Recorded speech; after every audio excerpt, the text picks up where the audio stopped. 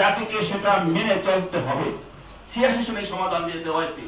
The difference in Horizon, দিগন্তের ভিন্নতাটা, চাঁদ একদিন যেমন কালকে পশ্চিম পৃথিবীতে চাঁদ দেখা গেছে 1447 হিজরির মুহররম মাসের ফার্স্ট চাঁদ কালকে পশ্চিম দুনিয়া থেকে দেখা গেছে, পূর্ব দুনিয়া আমরা দেখি নাই।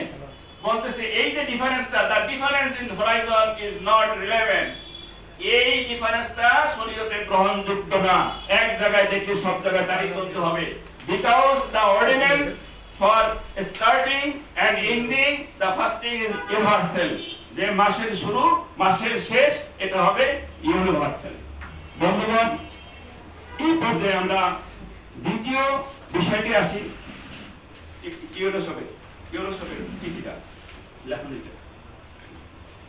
দেখেন নিচে নিচে নিচে নিচে এই যে দেখেন, উপজেলা নির্বাহী অফিসার মেহেন্দিগঞ্জ বরিশাল, ওনার স্বাক্ষরিত চিঠি, ওনার খাতপেন, ওনার স্বাক্ষরিত পত্র উনি দিয়েছেন, এটা ওনার স্বাক্ষর। আর উপরে যান, এতে লেখা আছে মেহেন্দিগঞ্জ বরিশাল। এখন উনি কি লিখছেন দেখেন, বিষয়টি সমাধানের দায়িত্ব ধর্ম মন্ত্রণালয়ের। বলাটা হয়ে গেছে, আগের মতো থাকুক। আচ্ছা, বিষয়টি সমাধানের দায়িত্ব ধর্ম মন্ত্রণালয়ের এবং জাতীয় চাঁদ দেখা কমিটির।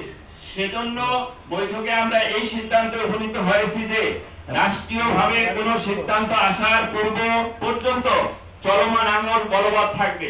যে আমলটা চলছে এটা রাষ্ট্রীয়ভাবে বলবৎ থাকবে। তবে কেউ নিজে নিজে কোনো আমল করতে চাইলে এটা একান্তই তার ব্যক্তিগত বিষয় ও নাগরিক ও ধর্মীয় অধিকার।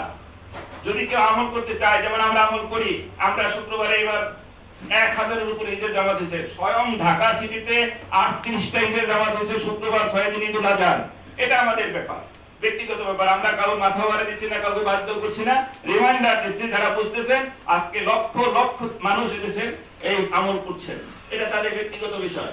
এই বিষয় নিয়ে কোনো পক্ষই শান্তি শৃঙ্খলা বিঘ্নিত হয় এমন কোনো কাজ করতে পারবেন না। আমি বিষয়টি ধর্ম মন্ত্রণালয় ও ইসলামিক ফাউন্ডেশনকে লিখিতভাবে জানাবো। অতএব সামগ্রিক পরিস্থিতি বিবেচনায় নাগরিকদের ধর্মীয় অধিকার, জননিরাপত্তা, সমাজের শান্তি শৃঙ্খলা বজায় রাখার জন্য বিষয়টি ইসলামিক ফাউন্ডেশনের মাধ্যমে উভয় পক্ষের বিজ্ঞানীগণের সম্মিলিত মতামতের ভিত্তিতে একটি সিদ্ধান্তে উপনীত হওয়ার জন্য ধর্ম মন্ত্রণালয় ও ইসলামিক ফাউন্ডেশনকে জরুরি ব্যবস্থা গ্রহণের জন্য অনুরোধ করছি। দেখেন, এটা তিন সাহেবের স্বাক্ষরিত একটা সমাধান পত্র।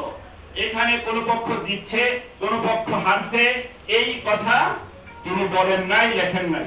কিন্তু এই মিথ্যাবাদী